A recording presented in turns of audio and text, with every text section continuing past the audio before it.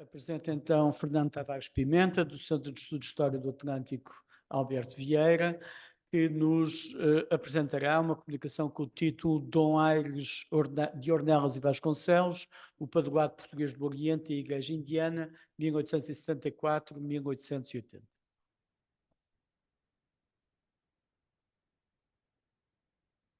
Boa tarde a todos. Desde já quero cumprimentar os colegas da mesa e saudar a organização, dar os parabéns, cumprimentar a todos os que estão aqui. É com muito gosto que estou cá. Quase não, não conseguia, porque ontem não me foi possível viajar do Funchal para Lisboa devido às condições meteorológicas, mas hoje consegui e, portanto, aqui estou um pouco cansado, mas pronto ao trabalho.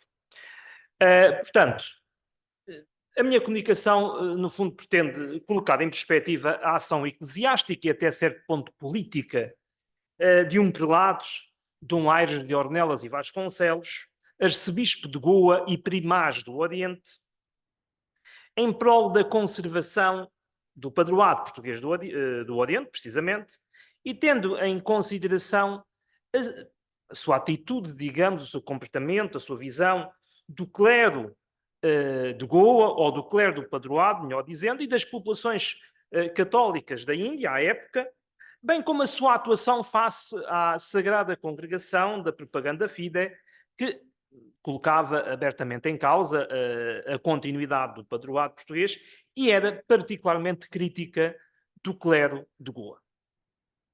Tenho que dizer que esta intervenção é resultado de uma pesquisa ainda em curso, de uma investigação em curso, pelo que haverá certamente aqui muitos pontos que serão, se calhar, posteriormente serão revistos, aprofundados, no sentido que estou a analisar a documentação relativamente a este prelado e à sua ação.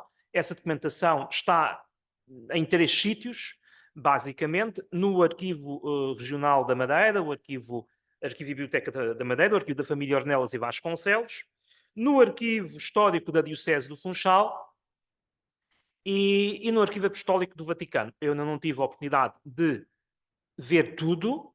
Estamos a falar de um corpo documental de 1000 e tal documentos, grande parte de correspondência, mas pronto, ainda é bastante corposo.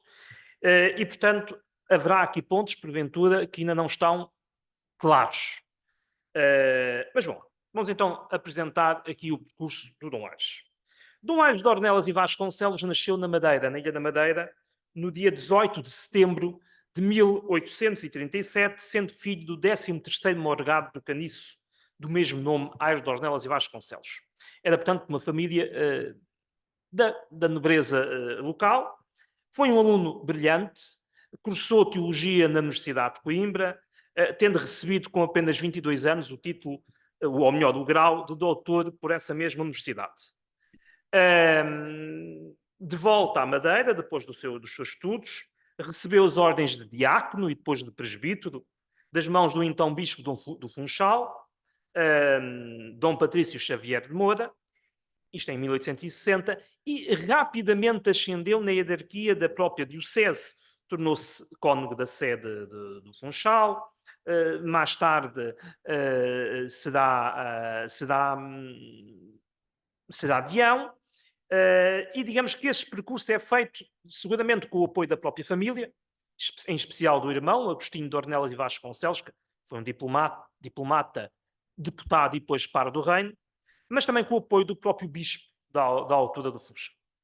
E será na condição de deão que acompanha, ou melhor, que acompanhou o bispo do Funchal em 1869 a Roma, ao Concílio Vaticano I. Apenas 4 bispos portugueses participaram no Concílio Vaticano I. A comitiva era muito reduzida, de resto tinha havido alguma, digamos, desconfiança da parte do Estado português em relação à participação dos bispos portugueses nesse mesmo concílio e, portanto, tinham sido desencorajados. E o facto de ele ter ido numa comitiva tão reduzida digamos, sinal, efetivamente, já para já, da condição da família, mas, por outro lado, também do seu apego a Roma e de uma ligação que irá manter depois, ao longo da década de 1870, uma ligação muito próxima com a Cúria. Precisamente durante o Concílio Ecuménico, Dom Aires de Ornelas, embora Dião, faz-se notar. Ele, aliás, suscita a atenção do Papa Pio IX, que o refere logo no início do concílio ao ministro de Portugal em Roma, Dom Francisco de Almeida, o conde de Lavradio. E penso que esta participação no Concílio Vaticano I constitui uma espécie de ponto de viragem na carreira eclesiástica de Dom Aires, até porque permite abrir o horizonte, pensar a Igreja e o mundo. Então, havia 700 bispos neste concílio, não é?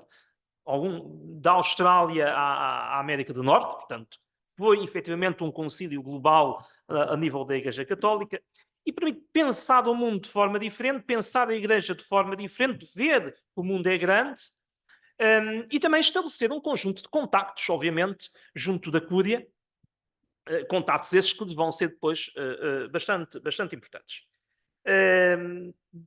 Também tenho que dizer que, a partir daquele momento e até ao falecimento do Papa Pio IX, Dom Aires de Ornelas irá manter uma relação epistolar com o Papa. Uma relação de grande proximidade. O que para a época me parece-me bastante significativo. Logo a seguir, logo após o regresso, ainda em 70, de Roma, Dom Aires de Ornelas será indicado, será apresentado bispo coadjutor do Funchal, será confirmado em 1871, será o primeiro madeirense a ser bispo do Funchal. Ele é coadjutor com direito de sucessão, portanto, quando o Dom Patrício Xavier de Moura morre em 1872, ele toma posse plena da Diocese do Funchal, é o primeiro madeirense a ser bispo do Funchal. E eu não vou aqui ser considerações sobre o episcopado dele na Madeira, porque não é isso o objetivo, mas digamos que é uma figura que de alguma forma se vai impor no meio local, que não era um meio propriamente fácil para os bispos. Agora, o que é interessante é que apenas 2 anos depois, Dom Aires é apresentado e depois confirmado arcebispo de Goa e primaz do Oriente. Uma coisa que eu descobri muito recentemente, portanto, era o Estado português que apresentava, não é? E a Santa Sé confirmava. Normalmente este era o procedimento. Neste caso, o que é curioso é que é o núncio apostólico a sugerir ao Andrade Corvo, a sugerir ao Duque de Saldanha primeiro, e mais tarde, a sugerir ao Andrade Corvo, exatamente, a sugerir ao Andrade Corvo que ele seja apresentado. Apresentem o Dom Aires. Havia aqui um grande problema: quem é que vamos enviar para Goa? O arcebispo da altura queria resignar, queria ir para Braga. Havia um conjunto que já estava em Portugal há muito tempo, já há muito tempo tinha sido Goa, o Dom João Crisóstomo. Havia uma série de nomes, e o núncio apostólico diz: na verdade, se El Rei Dom Luís apresentasse Dom Aires de Ornelas, seria muito bem-vindo. E, portanto, isto parece-me uma coisa interessante, quer dizer, vem de Roma esta sugestão. E, efetivamente, depois de alguma discussão, Dom Aires de Ornelas será efetivamente apresentado e confirmado, depois já em Roma, arcebispo de Goa e primaz do Oriente. Como tal, como sendo primaz do Oriente, também, digamos que o responsável eclesiástico pelo padroado. Agora, isto acontece num momento de crise. E, portanto, no momento de crise do padroado português. E penso que temos que compreender um pouco o que era o padroado e a situação do padroado naquela altura. Bom, como todos sabem, o padroado português remonta à fase inicial da expansão ultramarina, não é? Portanto, instituído já na década de 1450, a favor da Ordem de Cristo, mais tarde com a identificação do governador da Ordem de Cristo com a pessoa do rei, com Dom Manuel. Portanto, o monarca torna-se o padroeiro, o real padroeiro. O padroado conferia, o direito de padroado conferia um conjunto de direitos, ao padroeiro, o direito de apresentação, seja dos bispos, seja dos párocos, ao rei, no fundo, conferia também ao monarca, neste caso ao padroeiro, não só o provimento dos cargos eclesiásticos, mas também a regulamentação da própria atividade missionária, a atuação das ordens religiosas, a cobrança de doações, de taxas, etc. No fundo, conferiu uma enorme influência à coroa portuguesa na pessoa do rei, ao padroeiro, uma influência sobre a administração eclesiástica que, de alguma forma, também tinha uma componente política. A Sé Metropolitana e Primacial de Goa era, no fundo, o coração espiritual desse mesmo padroado. A cabeça, do ponto de vista eclesiástico, era o arcebispo de Goa e o primaz do Oriente. Agora, como também sabemos, o padroado português, a partir do século XVII, sobretudo, começa a conhecer uma oposição e também uma crise, uma longa crise, digamos, mas, sobretudo, a oposição de quem? A oposição da Sagrada Congregação da Propaganda Fidei, que é o órgão, no fundo, responsável pela evangelização, criada pelo Papa Gregório XV em 1622, e, portanto, a Propaganda Fidei que gradualmente se vai instalando no Oriente, de alguma forma diz, não, mas no fundo o padroado é um privilégio, não é um direito. Há toda uma discussão sobre isto, é um privilégio, mas não tem sentido de existir fora dos territórios efetivamente administrados por Portugal, deverá ser revogado. Um pouco toda esta discussão que vai continuar no século XVII, século XVIII, não vou-me alargar por aí, que não é esse o meu objetivo, nem vou fazer aqui a história do padroado, como é óbvio, nem estou habilitado para tal. Podemos dizer é que no século XIX estas tensões e um certo confronto entre o padroado e a propaganda conhecem o seu clímax. E esse clímax, de alguma forma, é desfavorável para o padroado. Quer dizer, esse confronto é desfavorável. É desfavorável desde logo porque há toda uma instabilidade do ponto de vista eclesiástico que decorre da instalação do regime liberal em Portugal.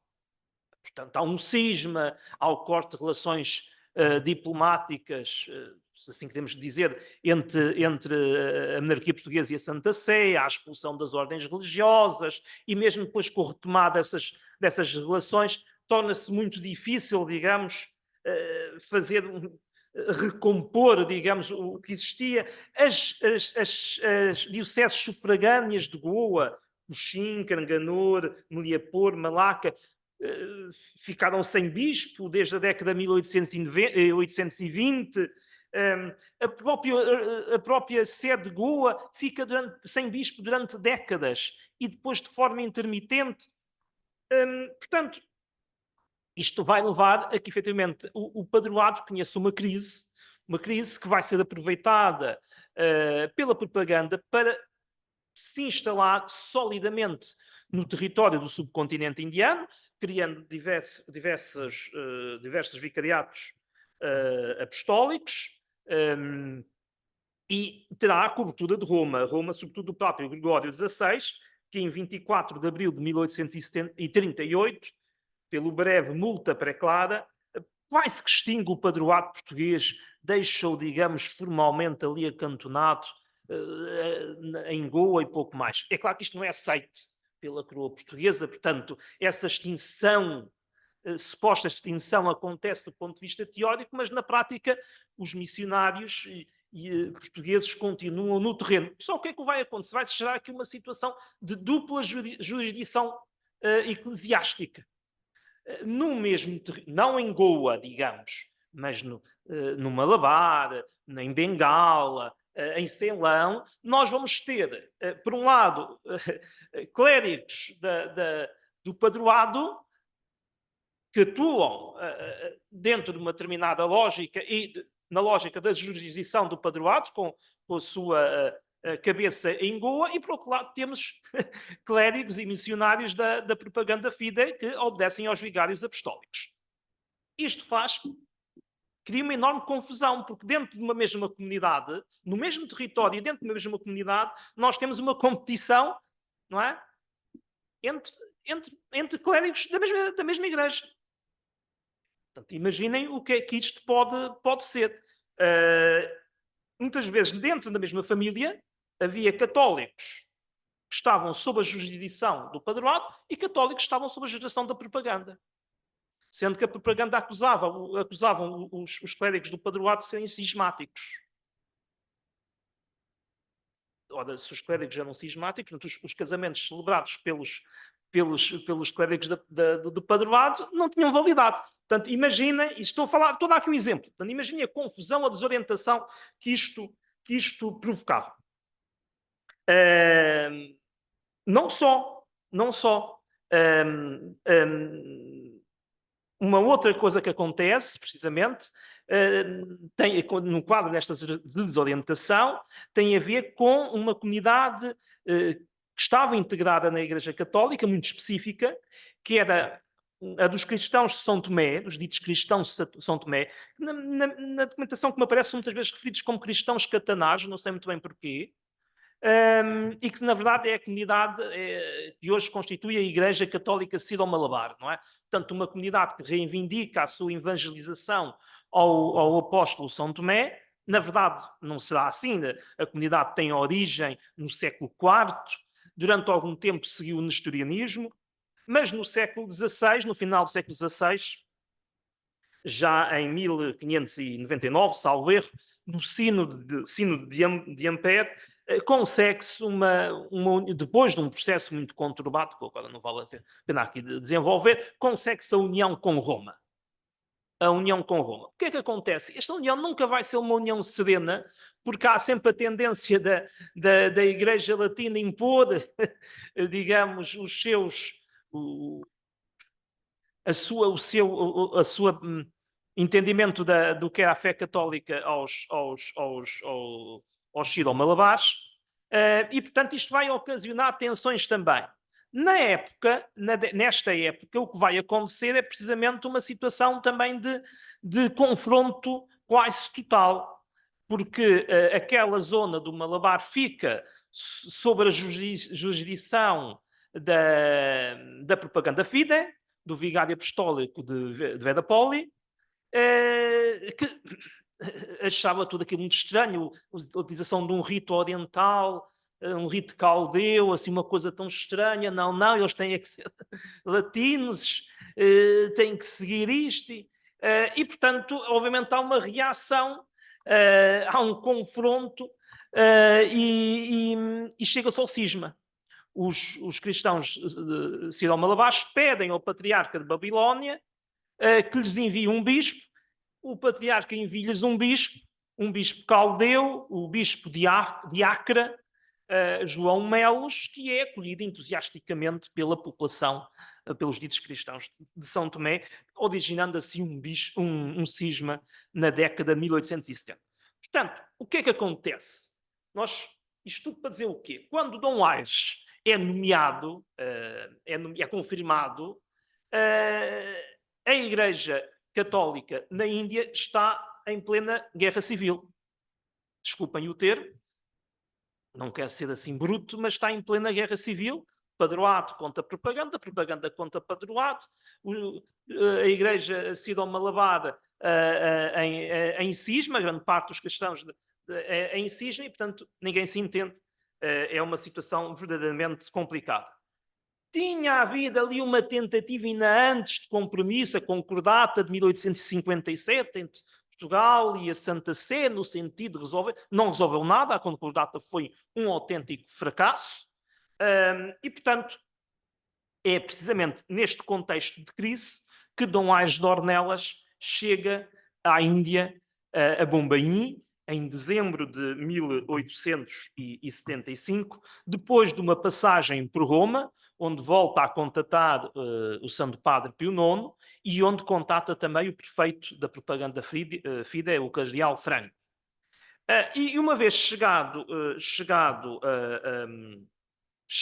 a Bombaim, a primeira coisa que ele faz é entrar em contacto com o vigário apostólico da propaganda fide em Bombaim.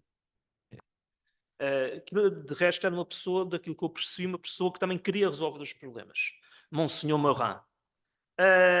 E basicamente a situação é insustentável, nós temos que chegar, desculpem a minha forma simples de expor as coisas, mas como estamos a falar de pessoas, de seres humanos, não é? Eu acho que é preciso às vezes simplificar também. Temos que chegar a um entendimento. Isto vai ser bastante importante porque, efetivamente, Dom Aires de Ornelas vai encontrar em Monsenhor Marin o seu melhor interlocutor junto da propaganda da propaganda FIDE. Bom, mas então Dom Aires de Ornelas chega não com a plena consciência da dimensão do conflito, mas já com uma ideia, e depois chega e aquilo, chega a Bombém e fala com o senhor, e vejo, toma posse da diocese em Goa, ainda em dezembro de 75, escreve a todos os vigários apostólicos, escreve também aos diversos vigários gerais do padroado, espalhados pela Índia, e no fundo eles, eu agora quero perceber o que é que se passa. Quer saber, quer me informar. E é interessante ver duas coisas. Por um lado, é um arcebispo em movimento. Ou seja, ele não está apenas em Goa. Ele viaja quase todo o subcontinente indiano. Às vezes em condições extremamente difíceis, acometido de febres violentas. Portanto, é um homem que está ao serviço da causa. E não tem problemas nisso. Quer dizer, sofre, mas está ao serviço da causa. Vai a Ceilão também. Portanto, ele corre, vai até ao Bangladesh, vai até Dhaka, visita as missões do padroado, ele procura acudir às várias igrejas, procura falar com clérigos e com os fiéis. Portanto, com os fiéis. Isso é uma coisa interessante. Procura falar. Vê-se isso também pela correspondência que recebe. Centenas de cartas, várias centenas, 500, 600 cartas que recebe de todo o lado. Procura informar-se da situação.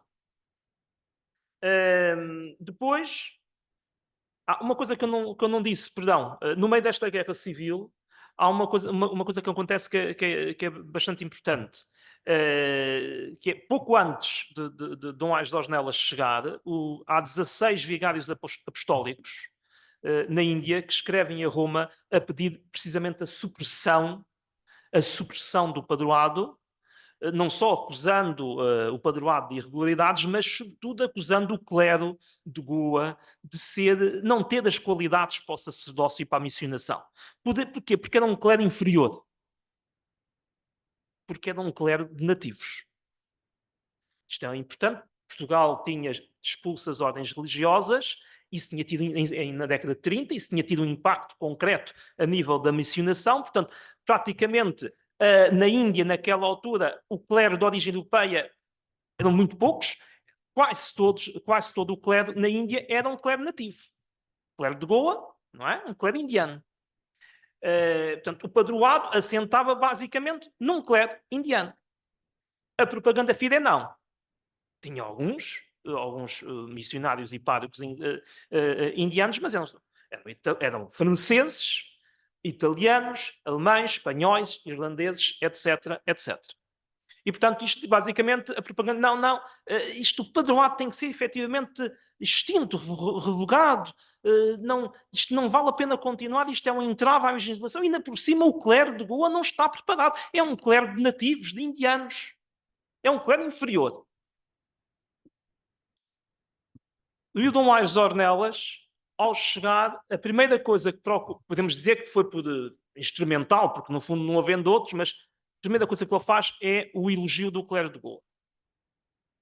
O indiano é tão merecedor do sacerdócio como um europeu. Eu penso que aqui começamos a falar de colonialismo, digamos. Não é? Até agora tenho que estar a falar de igreja. Aqui é um ponto importante, quer dizer, visões sobre a população colonizada. E aqui, na documentação que me aparece, surge, por um lado, uma visão, digamos, depreciativa do clero indiano por parte dos vigários apostólicos da propaganda FIDE e uma outra perspectiva contrária em que defende esse mesmo clero, não é? Que é a visão do arcebispo de Goa.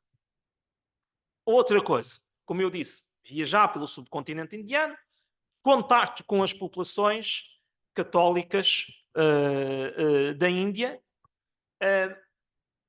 o estudo dos costumes. É interessante, este homem estuda, quer estudar, quer perceber os costumes da população, sobretudo quer perceber os costumes da Igreja Sírio-Malabar, que seguiam um rito siríaco, portanto oriental, caldeu, não é? Mas com algumas alterações. Ele quer perceber isso. E, neste contexto, ele propõe uma coisa que também me parece bastante interessante para perceber também, não só as relações no seio da Igreja, mas também o papel da Igreja dentro, num espaço submetido a um regime colonial, que não era o português, neste caso era o britânico. Em 12 de junho de 1876, portanto já alguns meses depois de estar na Índia, Dom Ângelo Ornelas escreve a Monsenhor Marin, vigário apostólico de Bombaim, e na altura nomeado visitador apostólico ao Malabar, escreve a dizer: eu estive a estudar as causas do cisma. Porque é que estes cristãos se querem separar da Igreja Católica de Roma e querem seguir um bispo caldeu. Eu estive a estudar e a solução é simples, porque na verdade eles têm toda a razão.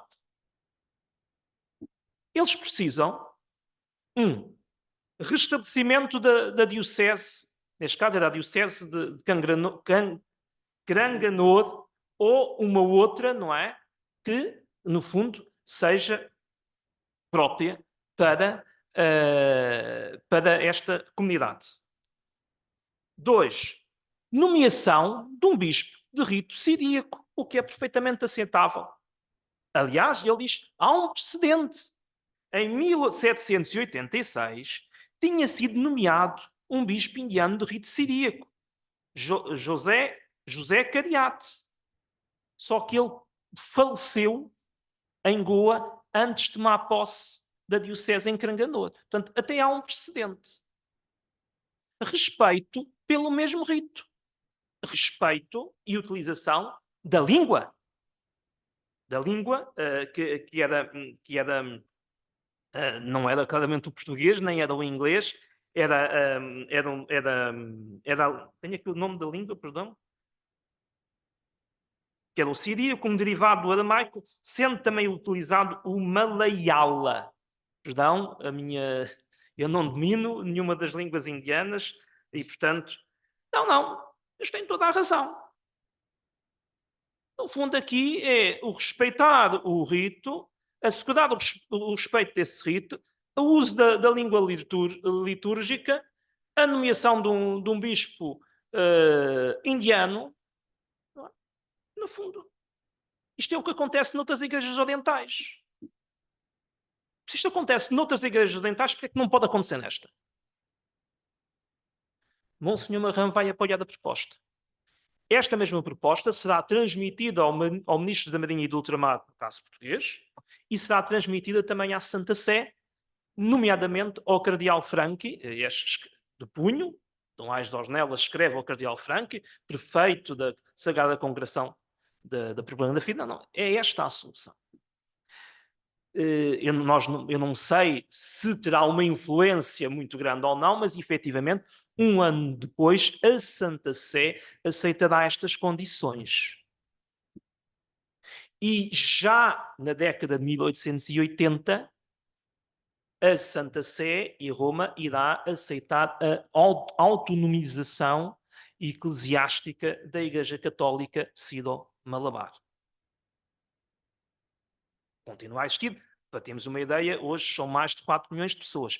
Curiosamente, estão também com problemas neste momento, há a hipótese de haver um cisma, precisamente por questões do rito litúrgico e do seu respeito. 6 minutos, por favor.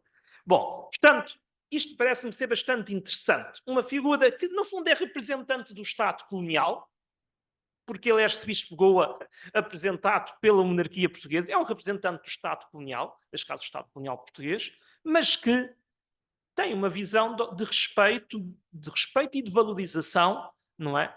De populações, no fundo, colonizadas, entrando, portanto, em confronto com a Sagrada Congregação da Propaganda Fidei. Em relação à questão da dupla jurisdição, e agora vou acelerar. Bom, o Domingos de Ornelas entende que não é possível voltar atrás no tempo. Portanto, essa ideia de repor o padroado na sua totalidade é impossível. Portanto, é preciso encontrar um acordo. Agora, esse acordo tem que ir dos dois lados. Ele define, no fundo, consegue o quê? Consegue a marcação de um pequeno sínodo dos prelados da Índia, que acontece em março de 1877, na localidade de Trichinopoli, não reúne a totalidade dos prelados, reúne alguns prelados, e nesse sínodo eu proponho um modus vivendi, proponho as regulae, um regulamento que, de alguma forma, coloque termo à confusão e aos dissídios provocados pela concorrência entre as duas jurisdições no mesmo território, e que fixe com exatidão os direitos e os deveres dos clérigos e dos leigos fiéis de cada uma das duas jurisdições, separação alçadas e competências. Mas, cito, sem colocar em causa o santo vínculo da fraternidade. Vão ser aprovadas, a Santa Sé vai aceitar também, e vai ser, este regulamento vai ser aceito por 11 dos 12 vigários apostólicos da propaganda, de onde vigorava a dupla jurisdição. Portanto, isto é claramente uma vitória no plano diplomático. Mas há aqui um ponto importante. A partir daqui, a partir do momento em que há este tipo de entendimento, vai começar a surgir uma coisa. Eu só agora estou a aprofundar. Tenho encontrado um conjunto de cartas e de outros documentos onde alguns prelados da Índia, entre os quais Monsenhor Marat, começam a defender a ideia da realização, e agora estou a citar, de um Concílio Nacional da Índia. Concílio Nacional da Índia, presidido pelo respectivo primaz, o arcebispo de Goa. Uma ideia avançada em 1878, que vai ganhando adeptos, sobretudo durante a exposição do corpo de São Francisco Xavier, entre 3 de dezembro de 78 e 6 de janeiro de 1879.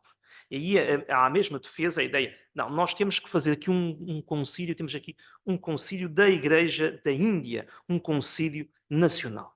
Isto me parece-me a utilização deste tipo de terminologia num momento em que a Índia estava repartida não sei quantos estados, sujeita a domínio colonial britânico e português também, um bocadinho francês, não é? Esta ideia de um concílio nacional remete aqui, porventura, para um entendimento que, efetivamente, não só de uma unidade da Índia, mas também de que a Índia era muito mais do que uma colónia ou território colonial, digamos, do Império Britânico. Os esforços no sentido, e tento concluir, os esforços no sentido de atingir, obter a unidade da Igreja Católica na Índia, terão de alguma forma, e isto é uma pergunta, não tenho resposta, terão de alguma forma influenciado ou contribuído também para a construção de uma consciência nacional indiana? Eu não avancei, não sei dizer, não tenho. Isto são perguntas que a leitura da documentação me tem suscitado. Parece-me interessante, em todo o caso, ver isto, encontrar este tipo de proposta, digamos, tão cedo, na década de 1870, em 1878, 1879. Parece-me isto bem acolhido, de resto, não é? E potenciado pela ação deste mesmo arcebispo. Bom, Dom Aires de Ornelas, em todo o caso, e concluo, não irá ver frutos desses esforços porque vai morrer logo de seguida. Ele adoece em março de 1879, regressa à Europa para tentar encontrar cura, mas não consegue, morre em 1880. Parece-me, em todo o caso, que o estudo desta figura, da sua ação, eu não disse aqui outras coisas, por exemplo, uma das coisas que ele defende é o ensino. O ensino, todas as missões têm que ter escolas. E defende o ensino feminino. Uma coisa diz que é essencial que as crianças do sexo feminino tenham educação, tenham instrução. E funda, aliás, colégios femininos, um deles com o nome dele. Outro elemento que me parece de uma modernidade, parece-me estranho, estou a ler isto para a década de 1870. É esquisito, mas estou a ler isto. Bom, outras coisas há por dizer, entre as quais a relação com o poder britânico. Ele consegue, aliás, fazer um acordo com o vice-rei da Índia, mas isto ficará então para um debate ou para um momento posterior. Muito obrigado e desculpem-me se a minha exposição foi de alguma forma atabalhoada.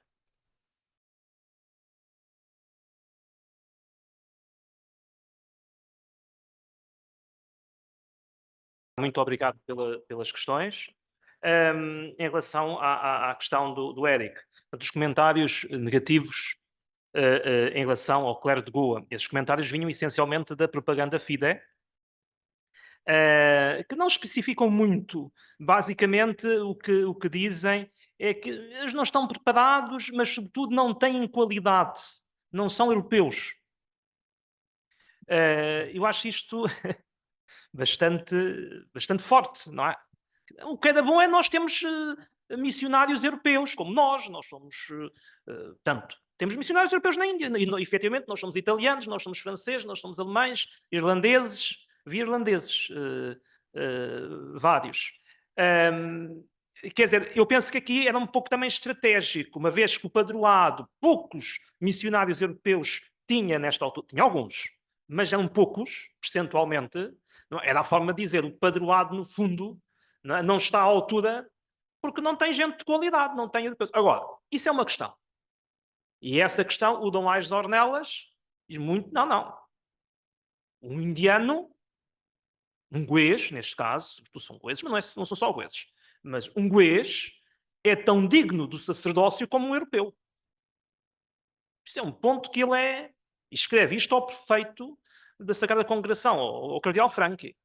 Um goês é tão digno do sacerdócio como um europeu.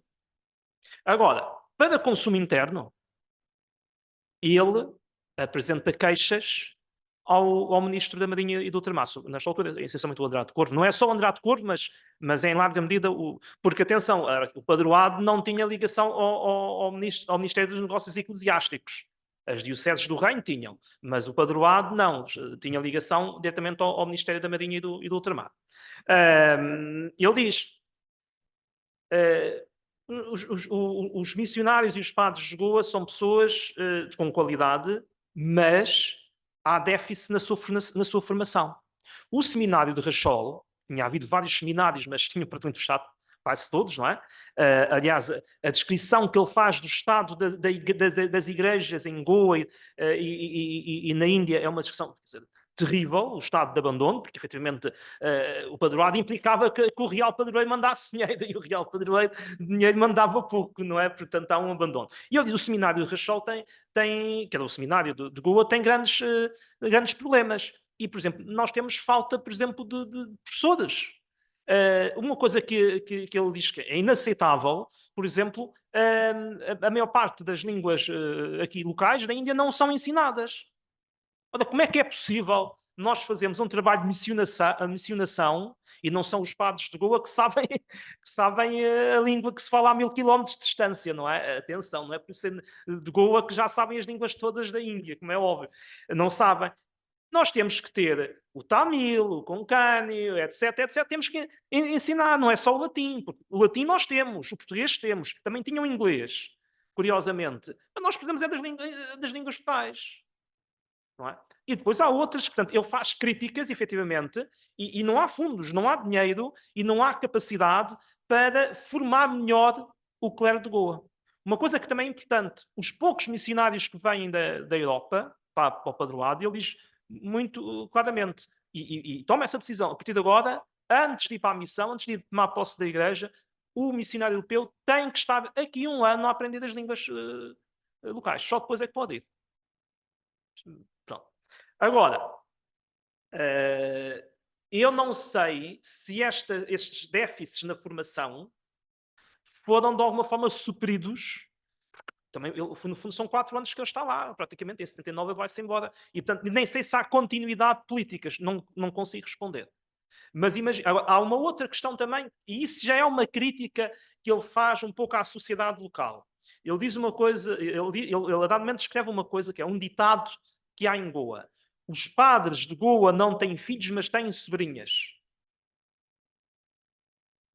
Isto porquê? Que quando alguém ia para padre, uma determinada família mandava um filho para padre, esse filho padre, esse padre depois, de alguma forma, quase que ficava responsável também pelos irmãos, pelos sobrinhos, pelas sobrinhas, sobretudo as sobrinhas, de arranjar um dote, etc. E isto pode também aqui, de alguma forma, denunciar aqui uma ideia que talvez quem ia para padre não ia apenas por vocação, mas era uma forma também de assegurar, digamos, um certo nível económico para a família. Portanto, não sei se isto pode, de alguma forma, ir ao encontro, digamos, das críticas feitas pelo Bispo da Beira, muitas décadas, 60 anos depois, digamos. Mas é isto, não tenho mais do que isto para responder. A questão da organização do sacerdócio na Igreja Católica. Bom, a minha comunicação não é propriamente sobre isto, nem eu, sendo eu católico, e posso dizer, estou à vontade para o dizer, não tenho um conhecimento tão... Agora, o sacerdócio é um sacramento, é um dos sacramentos da Igreja Católica, portanto, há todo um percurso que digamos, o futuro sacerdote tem que fazer, não é? Tem que frequentar um seminário, tem que fazer um percurso teológico de estudos, tem que receber as ordens, recebe essas mesmas ordens de um bispo, não é? Portanto, se não estou em erro, é ordenado sacerdote por um bispo, e isso depois tem um conjunto de implicações. É claro que o sacerdote, talvez, numa visão se calhar simplista, na Igreja Católica, assume uma centralidade que, por exemplo, não assume nas confissões de protestantes, ditas protestantes. Pronto, mas não me consigo dar muito mais informações sobre o assunto. Em relação às questões da educação feminina, é possível que ele era um homem muito consciente do seu tempo. Era um homem que lia muitas línguas.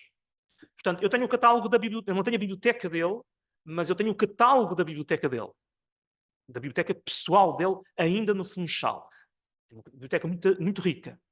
E também tenho as cartas que ele escreveu em várias línguas. Portanto, ele, para além de dominar o português, que é natural, que é português, o latim, que também é natural, e o grego e o hebraico, ele escrevia, não sei se falava, mas escrevia muito bem em inglês, em francês, italiano e espanhol. Coisa, de facto, ele era considerado brilhante. Eu não domino nem 25% dessas línguas, portanto, não sou brilhante de certeza.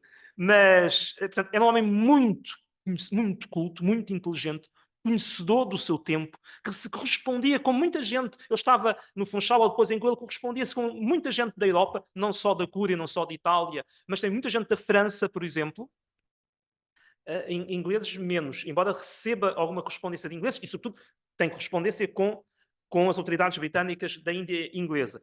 Portanto, eu não posso dizer taxativamente que sim, mas estou certo que ele acompanhava, ainda que posso dizer, ele escreve muito pouco sobre a presença protestante na Índia. Ele escreve muito sobre a ação da propaganda fidé, compara muito a situação, digamos, da Igreja do Padroado com a Igreja da propaganda fidé, reconhece que a propaganda fidé tem muito mais dinheiro. É isso que é a questão. Ele diz isto muito claramente ao Andrade Corvo. Quer dizer, nós estamos aqui a fazer o nosso trabalho de evangelização e missionação e, no fundo, estamos a representar Portugal, não é? Porque há esta... Não é? Mas nós não temos dinheiro, porque vocês de Lisboa não nos mandam nada. Não mandam nada. Que essa coisa é um abandono.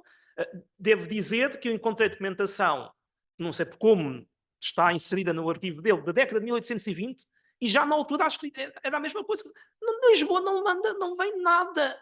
Nós temos que sobreviver com os nossos próprios recursos. De vez em quando, a partir de 34, então, de vez em quando lá vinha um ou outro missionário europeu, mas era uma coisa reduzida. Portanto, penso que ele estaria a par do que os protestantes estavam a fazer no campo da educação feminina, mas o interesse maior é a questão da propaganda. Em relação à concordata, um contributo, vamos ver, que ele esteja a dar um contributo a preparar a concordata de 86, não. Que ele diz claramente que é necessário, feitas as regulae, aprovadas as regulae em 1877, e, portanto, de alguma forma encontrado ali um modo de viver, ele diz muito claramente, é preciso agora subir o nível. É preciso, efetivamente, negociar uma nova concordata. O Andrade Corvo estava consciente disso. Em Portugal eu encontrei, por exemplo, um projeto, ele tem com ele um projeto de concordata, que não foi ele que escreveu, e que nunca foi avante. Tem com ele um projeto de concordata. Agora, o que será interessante é que, depois da morte dele, o irmão, Agostinho de Ornelas e Vasconcelos, par do reino, na Câmara dos Pares, quando se vai discutir as bases da concordata de 86, puxa de alguns relatórios enviados e cartas do irmão, não é? Precisamente para, às vezes, dizer sim, senhor, isto está bem, não, senhor, isto está mal. Nomeadamente, aquilo que depois Portugal renunciou nessa concordata em troca de um título. Renunciou no sentido, estamos agora a falar em termos propriamente políticos, não é? Em troca do título de patriarca, não é? Renunciou a isto. E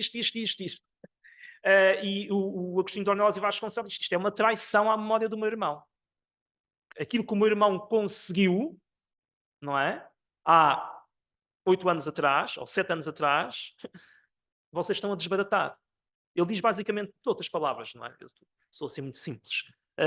Estão a desbaratar este capital em troca de um título, de um penacho. Obrigado.